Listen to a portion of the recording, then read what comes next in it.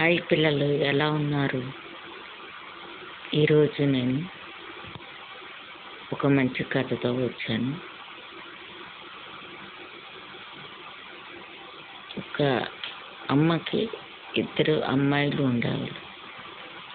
తన భర్త చనిపోయాడు.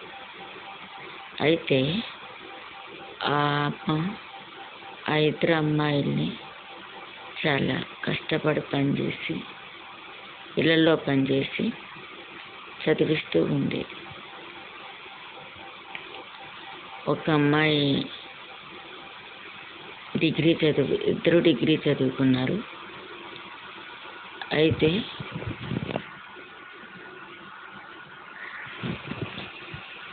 ఒక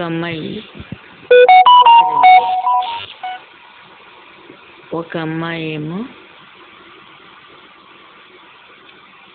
ఆ ఊరు పంచాయతీ ఆఫీసులో పనిచేస్తూ ఉండేది.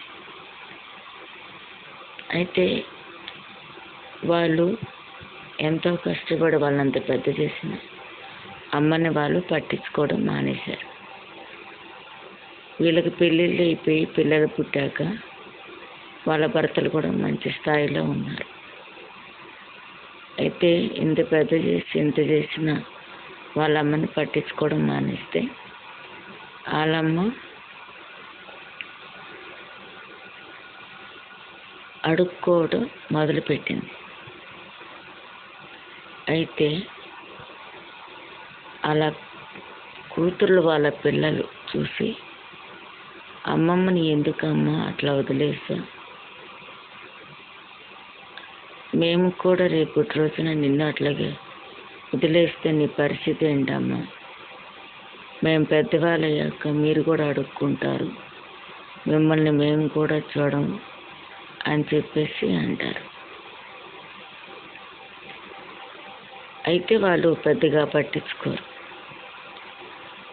కానీ వీళ్ళు ఎదిగే కొద్దీ వాళ్ళ అమ్మమ్మని ప్రేమగా చూసుకోవడం మొదలు పెడతారు. మనవళ్ళు మనవరాళ్ళు కావాల్సినవి తెచ్చి పెడుతూ, ఆరోగ్యం బాగోకపోతే హాస్పిటల్లో చూపిస్తూ ఉండేవాళ్ళు. అయితే వీళ్ళ అమ్మా నాన్నలు కూడా ముసలోళ్ళే, వాళ్ళని పట్టించుకోవడం కూడా మానేశారు. వాళ్ళు ఒంటరిగా వాళ్ళ పనులు చేసుకోలేక ఇబ్బందులు పడుతూ ఉంటే వాళ్ళకప్పుడు అర్థమైంది, ఒకప్పుడు మన తల్లిదండ్రులు మనం చూడలేదు కదా, అందుకే వాళ్ళు ఇప్పుడు మనల్ని ఇబ్బంది పడుతున్నారు అని వాళ్ళ పిల్లల్ని వాళ్ళ క్షమాపణ అడుగుతారు. వీళ్ళ తప్పులు తెలుసుకున్నారని వాళ్ళ పిల్లలు వాళ్ళ అమ్మా నాన్న మంచిగా చూసుకుంటారు. చూడండి పిల్లలు, ఇది కథ కాదు, నిజంగానే జరిగిన స్టోరీలు, మన లైఫ్లో జరిగేవి అన్నమాట. మనము మన ఇంట్లో ఉన్న పెద్దవాళ్ళని, తల్లిదండ్రులని గౌరవించాలి, ప్రేమించాలి, మంచిగా చూడాలి. థ్యాంక్ యూ పిల్లలు, నా కథ విన్నందుకు.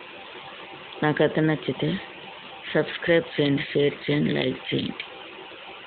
ఇంకెలాంటి కథలు కావాలో కామెంట్ రూపంలో పెట్టండి. మీ ఫ్రెండ్స్కి కూడా షేర్ చేయండి, లైక్ చేయండి, బెల్ బటన్ నొక్కండి. ఆల్ బటన్ నొక్కితే నేను చేసే మంచి మంచి కథలు మీకు వస్తాయి.